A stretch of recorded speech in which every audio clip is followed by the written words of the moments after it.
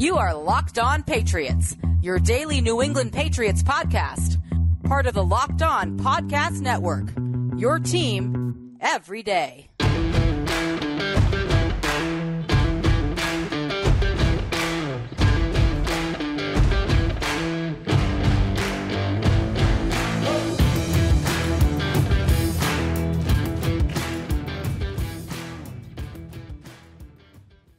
New England Patriots fans, Bills Mafia, thank you once again for taking time out of your busy schedules to join us here on Crossover Thursday across the Locked On Podcast Network. Of course, we are bringing you up-to-date and interesting coverage today for the New England Patriots hosting the Buffalo Bills in Week 13 of the 2022 NFL season this Thursday, 8:15 p.m. at Gillette Stadium. And of course, it is Crossover Thursday, and it is presented by our friends at PrizePicks. PrizePicks is so much fun, and it's easy to play.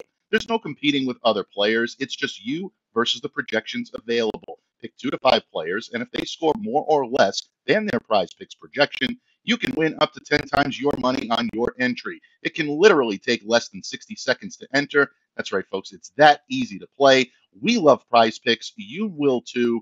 First-time users can receive a 100% instant deposit match up to $100 with promo code Locked On. That is PrizePicks.com, promo code Locked On. And of course, folks, because it's Crossover Thursday, that means Locked On Patriots and Locked On Bills cross the streams, and it's always some of our favorite crossovers here in Patriots land anyway. I know I can speak very confidently for my followers. They've been waiting to see Joe Marino on the side of this screen for a good long while. So that being said, I'm Mike Debate, host of Locked On Patriots, and joining me is my good friend, but the great Joe Marino, host of Locked On Bills.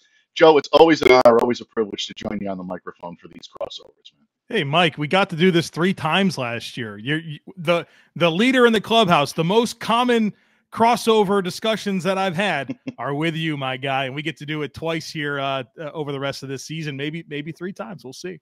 Absolutely. You know what? We didn't think so last year, and they ended up, aligning, or I should say the football gods ended up smiling on us all. Well, they smiled on Western New York. I don't know so much about New England. There's still some pretty painful memories of a couple of those matchups, but all kidding aside, this one definitely has been circled on the calendars of both franchises for a good long while. The tables have certainly turned.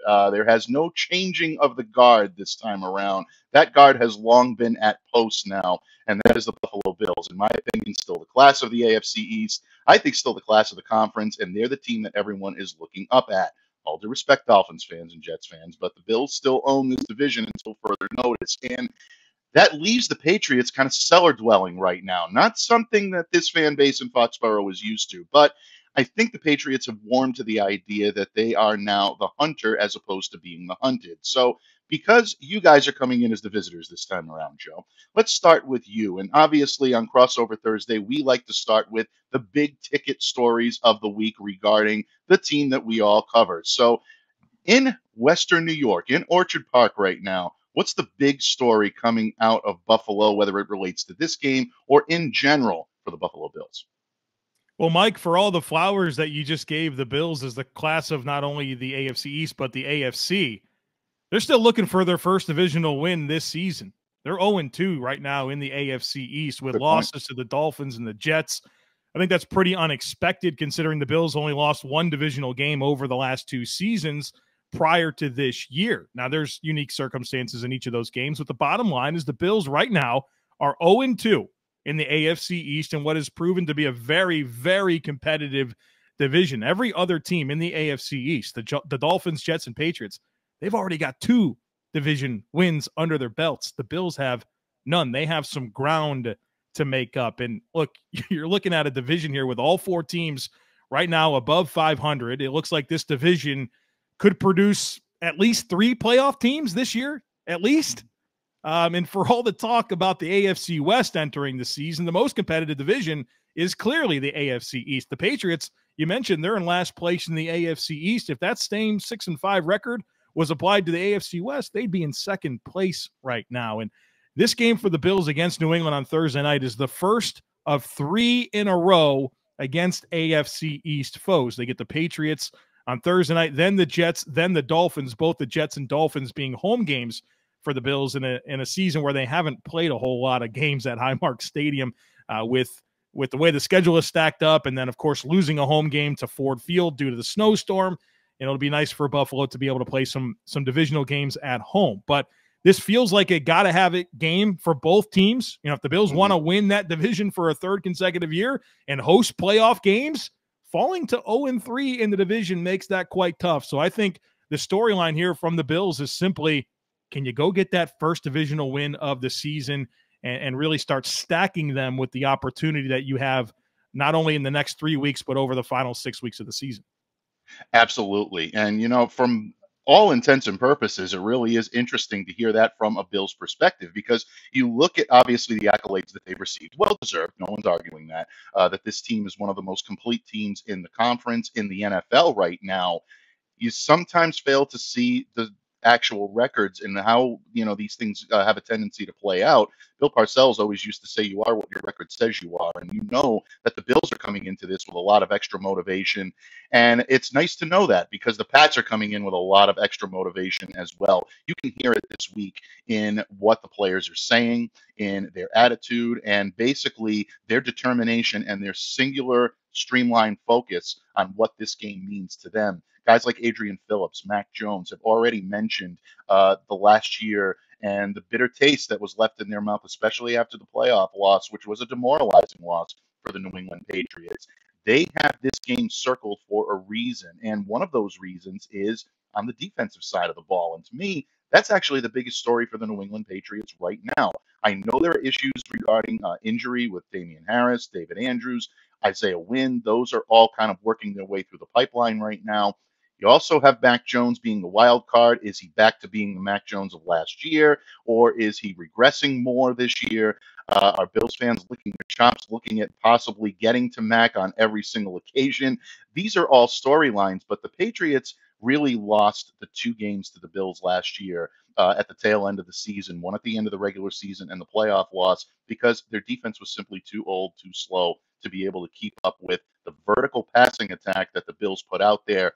And Josh Allen in general, he just absolutely carved them up. And, the one thing that we remember allowing Josh Allen, when I say we, meaning the Patriots fans, remember about allowing Josh to operate from a clean pocket or extend plays under pressure, that's something that he absolutely eats up like crazy. You can't do anything in structure with him. He'll carve you up. And, anybody that doesn't remember, just go take a look at some of those last year's footage of the Isaiah McKenzie crossers, and you'll see exactly what I'm talking about. Absolute nightmare for the New England Patriots.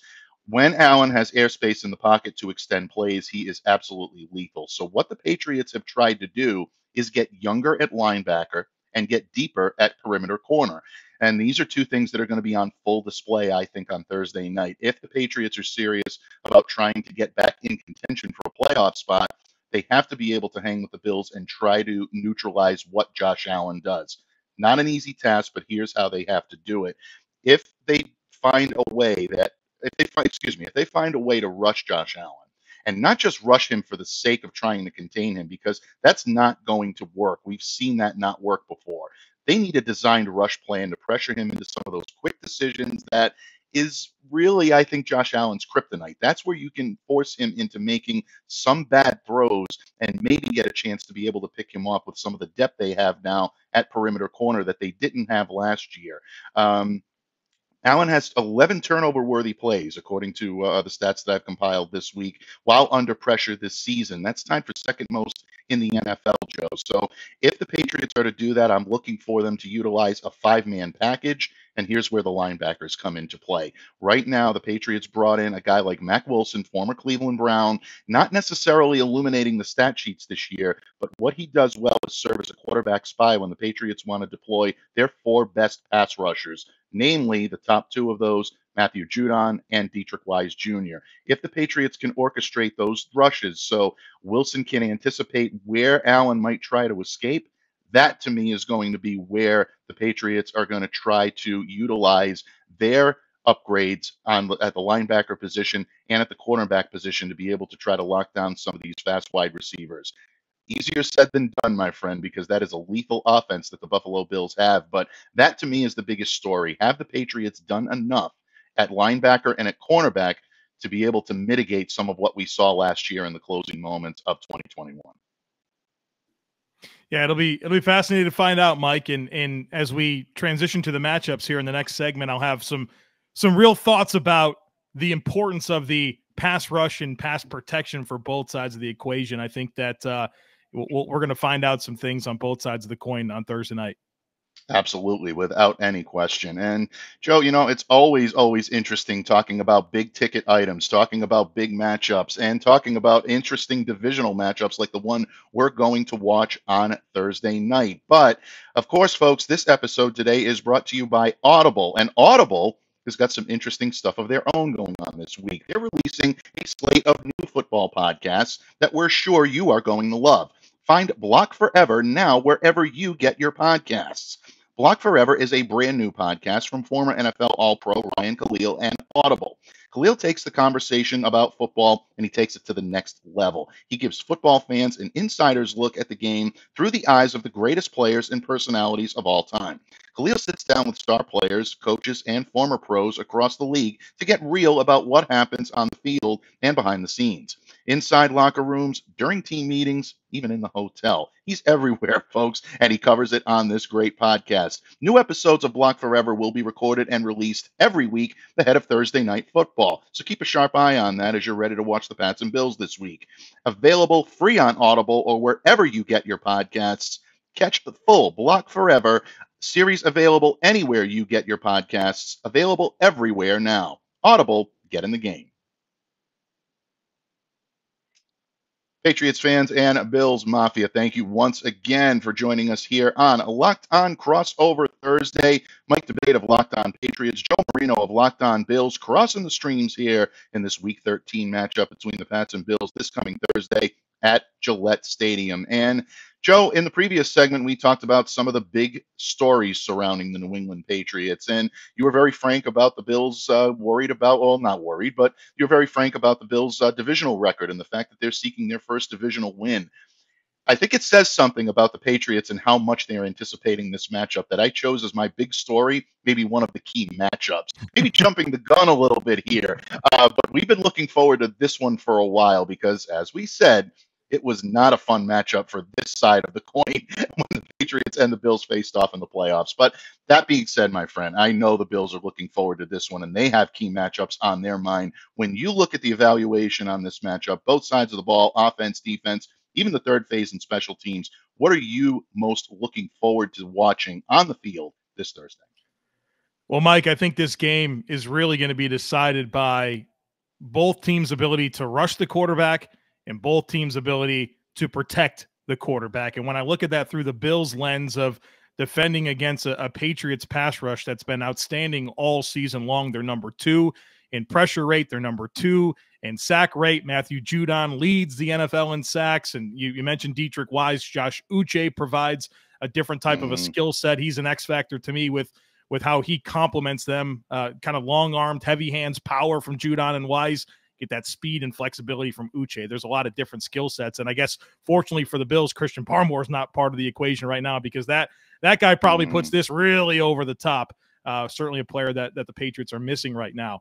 And so you've got this dynamic pass rush that has been good all year long against a Bills offensive line that is pass protected quite well, but I don't think Deion Dawkins is going to play in this game. That's the Bills starting left tackle. And so now you have David Quessenberry, who's a good swing tackle, stepping in, but he's still a reserve. That's a better run blocker than he is pass blocker.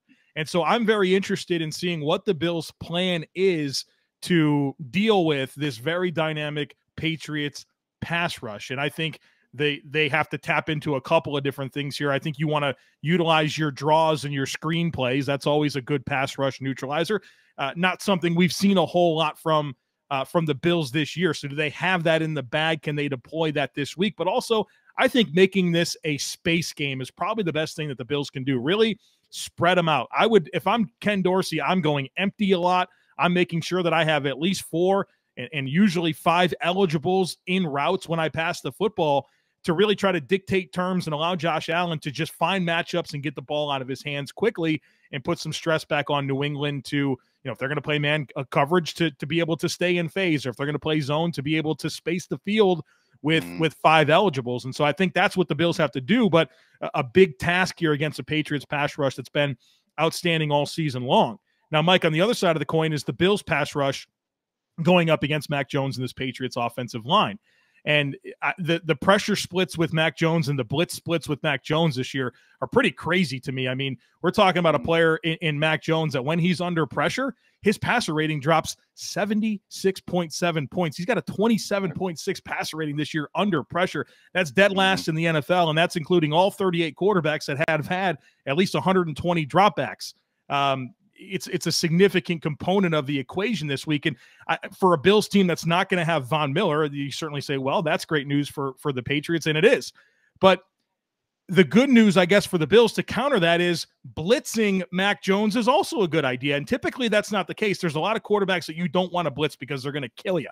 Well, that's not been the case for Mac Jones. He's also dead last in the NFL in passer rating against the blitz, 56.3. He's second worst in completion percentage. So I think this is an opportunity for the Bills to use the talent that they do have on their defensive line, which is loaded with first and second round picks, but also be willing to blitz more. You can send Tremaine Edmonds. You can send Matt Milano. You can send defensive backs. And I think this is that type of game plan for the Bills on defense, where getting pressure on Mac Jones is everything. And that's not even to mention Ramondre Stevenson, who this offense runs through, who's a phenomenal young player that gives me a lot of concern. But as much as dealing with all the challenges that Ramondre Stevenson presents, this is about getting pressure on Mac Jones. And I think the Bills will have to tap into their blitz resources to get that done. And maybe the defense will look a little bit different this week, but it's got to be about affecting the Patriots quarterback. Absolutely. I'm so glad that you mentioned that, because it's spot on as usual. If you're going to have success against the New England Patriots, and teams have had success against the New England Patriots this season by pressuring Mac Jones, specifically the second and third level of the defense and those blitzes, something that Leslie Frazier did very well last year was be able to find the balance in confusing Mac Jones about when the blitz was coming, and then when the blitz did come, being able to apply proper pressure. I think if they do that this time around, then you will see that big time dip between Mac's efficiency and his deficiency. And I think that's where that comes into play. And that's exactly what the Bills, I think, are going to try to do. In that regard, it's going to be interesting to see how this pass rush, which really has been revolutionized by Von Miller. He has really, really taken Buffalo's pass rush to the next level. If there was an area of the Buffalo Bills defense last year that needed maybe a little bit of a boost, well, they got one of the best in the league to come in and boost it, and that's exactly what he's done. But I caution Patriots fans, and I've said this throughout the week here on Locked On Patriots, the Bills still have several formidable rushers that are capable of applying that pressure even without Von Miller. You mentioned a few of them. You mentioned Tremaine Edmonds. You mentioned Matt Milano. One of the real key matchups that I'm looking for in this one right now is going to be defensive tackle Ed Oliver going up against possibly left guard Cole Strange. The New England Patriots right now have had a much maligned offensive line.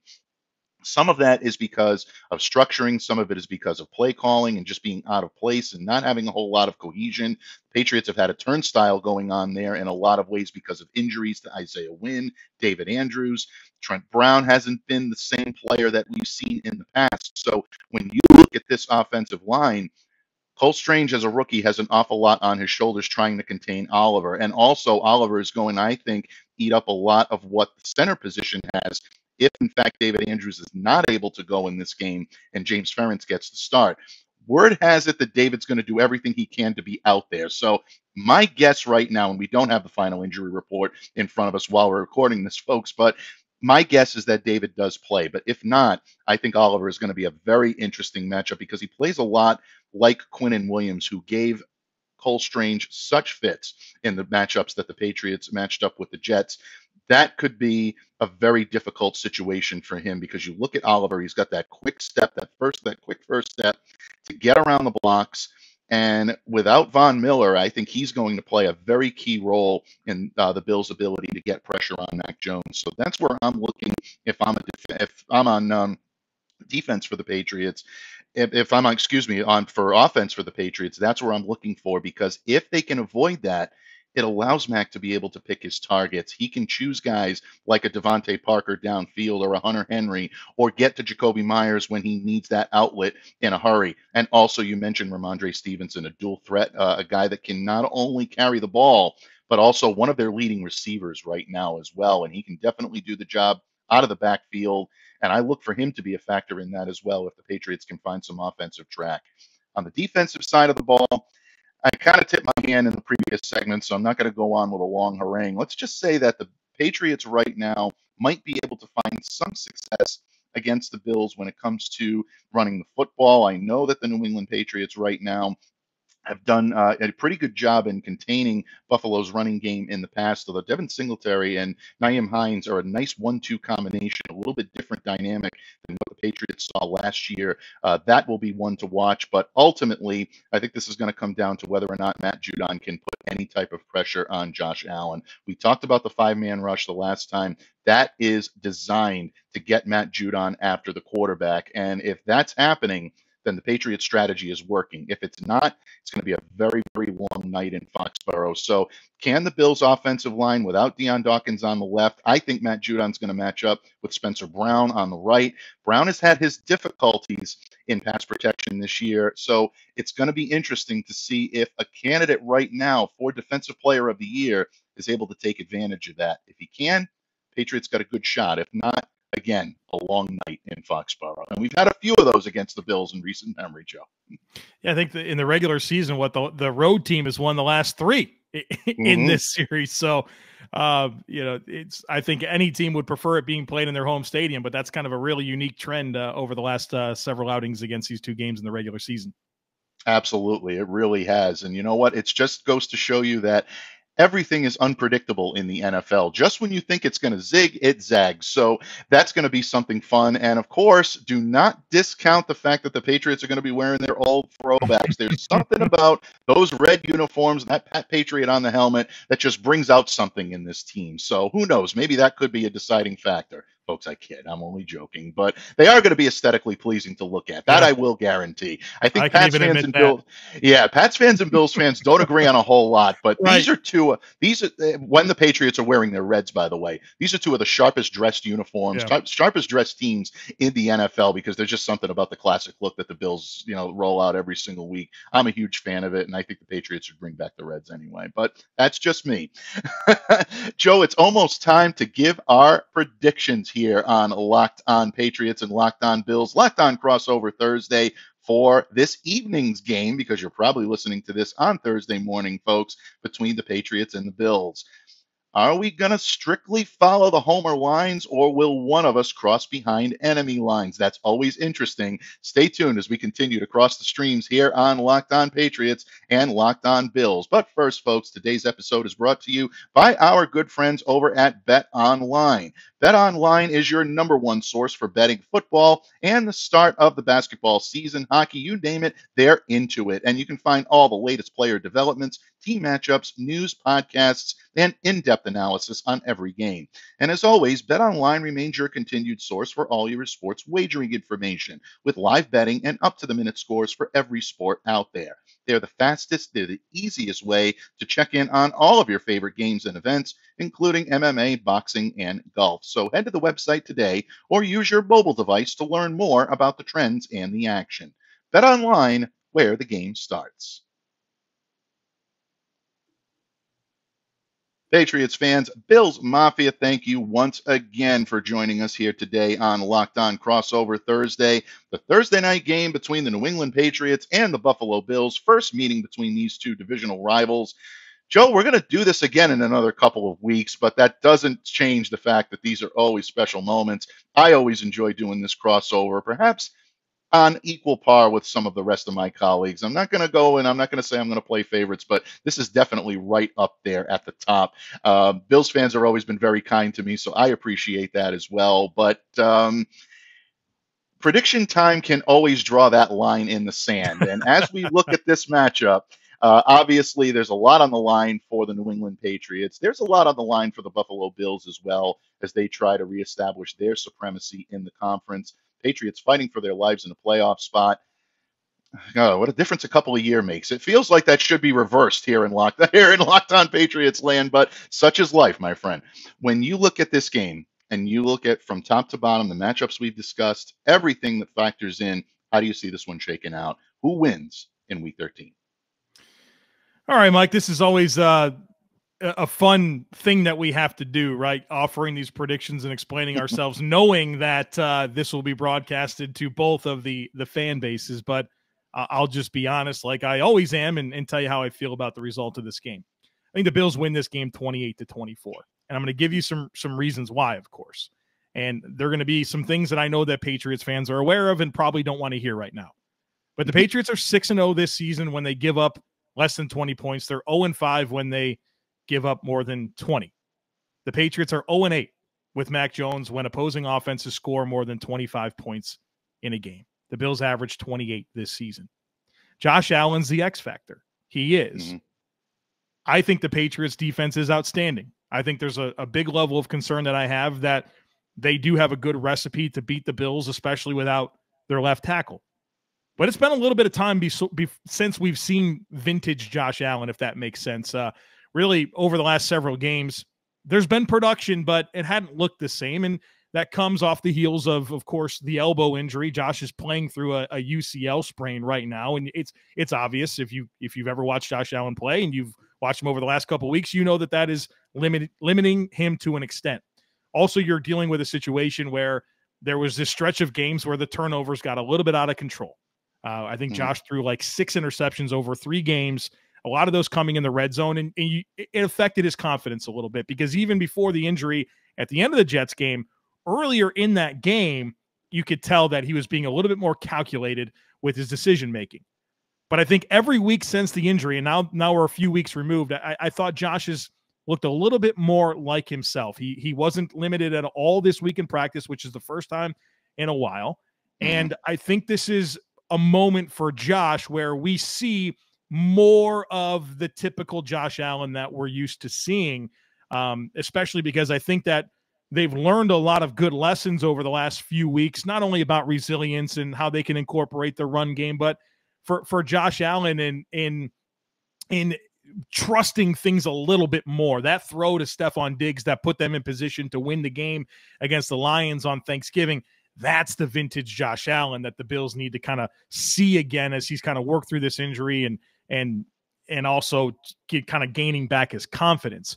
The X factor on the other side of the ball is obviously a healthy Tremaine Edmonds. The Bills haven't had him in a couple of weeks, and he's a very important player for their pass coverage in the middle of the field. And of course, being able to stop the run and having a 250-pound linebacker to deal with Ramondre Stevenson is going to be a big help for the Bills defense this week. And I think that my belief that Josh Allen will find his form a bit more this week, and also the reinsertion of Tremaine Edmonds into this lineup, that's going to matter a lot. And Mike, the Bills have been injured all season long, and I know that nobody cares about injuries, right? There's you don't get any extra points for that or anything like that. They're banged up, but it's ironic that in a week where the Bills are not going to have Von Miller and they're not going to have Deion Dawkins, right? Their star pass rusher and their left tackle, we actually think that the Bills are getting healthy.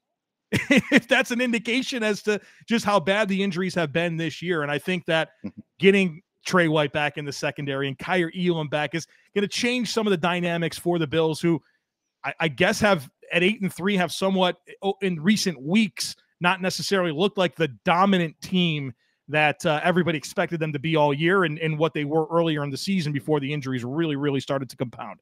But I think that Josh Allen's the X factor. I think the Bills will score points, and I think that puts a lot more on Mac Jones. And when it is required of Mac Jones to be the catalyst for the Patriots to win ball games, it hadn't gone well. And I think the Bills are in a position to make the Patriots be in that type of position to lean on Mac Jones. And, you know, can he score? Can he get up to 28 points? Can he score 30 points against the Bills defense? I'll side with Josh Allen and being able to outduel Mac Jones on Thursday night.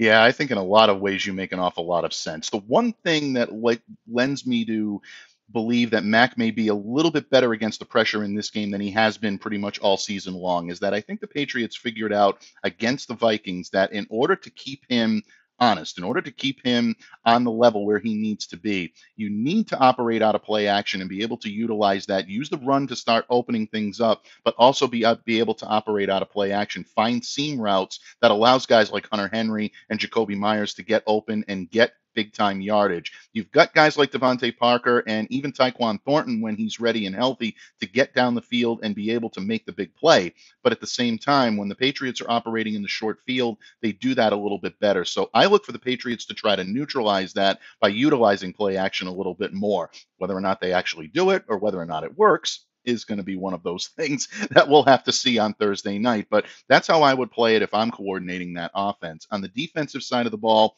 I completely agree with you on Josh Allen being the X factor here. The Patriots had their hands full with Justin Jefferson on Thanksgiving night. Now they come in and they have Stephon Diggs, someone that not only is capable of providing the same type, if not greater, production than Jefferson gave the Vikings on Thursday, but he's also someone that knows the Patriots defense very well. He's seen them a couple of times. He's victimized them before, and his ability as a route runner to me is something that has really caused difficulty for this Patriots secondary. But he's not the only threat. You've got Gabe Davis that can be a big play threat as well. You've got Dawson Knox at the tight end position that could make things happen if Kyle Duggar has another subpar game like he had on Thanksgiving night. That could be a difficult situation as well. You saw TJ Hawkinson get some catches and be able to make some things happen. If Duggar doesn't get some help, or he's not someone that can cover someone like a Dawson Knox, I think it's going to be difficult for them as well. And then, of course, I mentioned those Isaiah McKenzie crossers. I still have nightmares over those. If the Patriots do decide that Miles Bryant is the guy to cover him again, Buffalo Bills fans are going to be very happy in this one. I think they'll devise something different, but that's just the way I'm looking at this right now. Look, bottom line, the Patriots, I think, on the perimeter do not have enough to be able to contain this game, and I think that's the difference maker. The Patriots are younger, they're quicker, they've got better production out of the linebacker position. You mentioned Josh Uche, someone that I failed to mention in my response, but I completely agree with you. Anthony Jennings as well has been very good in terms of infusing youth and speed into that core, and I do look for Mack Wilson to be the spy. But Jonathan Jones and Jalen Mills are going to have their hands full. And Jack Jones is an exciting young player, but I'm not sure if the ready for prime time is going to be exactly what he needs this time around. Because of that, I think the Bills are able to put a little bit of a hurt on the Patriots defensively and get the points that they need. I also agree with you. I think this is going to be a little bit more high scoring than most of what we see on Thursday Night Football. I have the Bills taking this one by a final of 27-21. You know, Mike, one of the things that we probably should have gotten to at some point in this conversation is the overall X factor of turnovers in this game, where both teams, the Bills and the Patriots, have not been good at protecting the football, right? Like the Bills are number one in turnover percentage. I think that the Patriots are number 5 against two defenses that are very good at taking away the football, right? Two of the best takeaway teams in the league. And so I guess the good news for both teams is the Patriots over the last 2 haven't turned over the football, and the Bills over the last 2 have only turned it over one time. A really good play by Alex Anzalone on Thanksgiving to get an interception. But that's an X factor in this game. And of course, you know, you hinted at it at one point, but special teams, where both teams are very, very, very good in terms of special teams. But that Marcus Jones guy that you got back there returning kicks and punts, that's a game changer, right? That's been one of my big talking points all week. Well, yes, he certainly is. I enjoyed watching him at Houston, not so much over there in Foxborough, because this guy's a problem. So, you know, I'm interested in the Bills, and Nyheim Hines is their kick and punt returner. And, you know, he hasn't had the same level of success as Marcus Jones has throughout his career, but certainly a lethal return guy himself. And so special teams can really be a neutralizer for teams, or an X factor, if you will, however you want to look at it. So I'm looking for special teams to play a role in this ball game on Thursday night, a big one here for both teams. Absolutely. And you mentioned special teams. I mean, the Patriots are coming off of a game where they surrendered a 97-yard kick return for a touchdown. That did not sit well in the locker room. We talked to Cam Atcher, the Patriots special team coordinator, and Bill Belichick earlier this week. Neither one of them had too much to say, and you know that a lot is being said behind closed doors. So Patriots looking to shore that up. And what better way to end today's conversation than, I think, to give a little love to 2 of the best kickers in the conference, 2 of the best kickers in the league right now. Tyler Bass, 23 of 26, 32 of 33 on point extra tries. excellent job for Tyler. And of course, I got to give a little love to my guy, Nick Folk, one of the great guys in this business. 24 to 28 on field goal attempts, 23 of 23 on point after attempts. This one comes down to the legs. I don't know. This one's a real toss-up because these two guys are as good as they come. Folks, it is always fun to go one-on-one with Joe here on these Locked On crossovers, and this one is going to be a fun matchup on Thursday night. I know Thursday night football gets the stigma of being a real tough game, but this is a regular week for both of these teams. It's Thursday to Thursday, so you've got regular rest. Maybe the days of the week don't align, but the timing aligns in this one, and I think you're going to see some good, solid football. I'm looking forward to this one at Foxborough. Joe, I know you're looking forward to this one as well. Any more parting thoughts before we take our leave of this crossover Thursday here on the Locked On Podcast Network? Hey, you know it's Bills Patriots when we close it out by talking about kickers, punters, and returners. So that's the type of game that we're dealing with. We're thinking about everything for this one. Absolutely. We are thinking about everything for this one. And Joe and I both have the Bills taking this one, but folks, we'd love to hear what you have to say. Drop a comment in Locked On Bills page on YouTube or the Locked On Patriots page. Let us know your game predictions. We would love to hear them, and we might even share some in our post-game shows on Friday as well. On behalf of the great Joe Marino of Locked On Bills, who you can catch each and every day on the Locked On Podcast Network. Folks, if you're a Patriots fan, I highly recommend subscribing to this. Joe is one of the most level-headed, even-keeled, fair and balanced analysts we have here on Locked On, and a great stable of hosts. But Joe is truly amazing and truly remarkable at what he does. I still try to take my cues from him every day. I haven't even gotten close to that level yet, but you always set the example that I try to follow, my friend, and I appreciate you and everything that you do for Bills Mafia and even keeping us up to date here. We keep our friends close, but our enemies closer here on Locked On Patriots, and you help us do just that. So follow Joe and make sure that you're subscribed to Locked On Bills. And if you got a little extra time, I would appreciate a subscribe and a follow on Locked On Patriots as well. I'm Mike Debate. He's Joe Marino. Locked On Patriots, Locked On Bills, crossing the streams. Enjoy the game on Thursday night. Take care, folks.